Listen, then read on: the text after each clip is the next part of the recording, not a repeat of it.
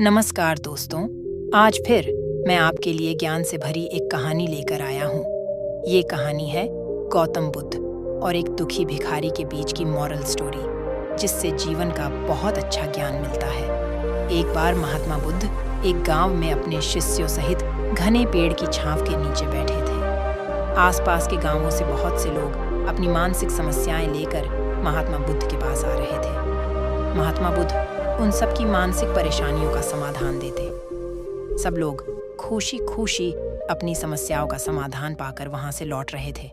वहीं से कुछ दूर बैठा लोगों को बुद्ध के पास जाते देख एक दुखी भिखारी अपने भाग्य को कोसता हुआ यही सोचने लगा कि अभी कुछ देर पहले तो ये लोग दुखी मन से मुंह लटकाए उन महात्मा के पास गए थे, और अब इतना खुश होकर कैसे वापस लौट रहे हैं। आखिर माजरा क्या है, जरा मैं भी जाकर देखूं कि वो महात्मा ऐसा कौन सा खजाना बांट रहा है इन लोगों को। वे इतने प्रसन्न हुए कि उनके चेहरे लाल हो गए। जब वो दुखी भिखारी कुछ नजदीक गया तो उसने देखा कि ये महात्मा तो लोगों को प्रवचन देकर लोगों के दुख का निवारण कर रहे हैं। यह देखकर भिखारी के मन में भी तीव्र इच्छा हुई कि क्यों न मैं भी इन महात्मा को अपना दुख बताऊं। मुझे भी अपने दुख का समाधान अवश्य मिलेगा। बस फिर क्या था, समाधान पाने की लालसा लिए भिखारी महात्मा बुद्ध के सामने पहुंचा और हाथ जोड़ डाकर प्रणाम करते हुए बोला, हे महात्मा बुद्ध, मैं भी लोगों की मदद करना चाहता हूँ। मुझे लोगों की मदद करने की बहुत इच्छा है, लेकिन मैं कैसे मदद कर सकता हूँ। मैं बहुत गरीब हूँ। मेरे पास न तो पैसे हैं और न ही कोई ऐसी चीज जिससे मैं किसी की मदद कर सकूं। मैं कोशिश करने पर भी किसी की मदद नहीं कर सकता। मुझे भगवान ने इतना गरीब क्यों बनाया? हे महात्मा, मुझ पर कुछ कृपा करो। इतना बोलते हुए भिखारी रोने लगा।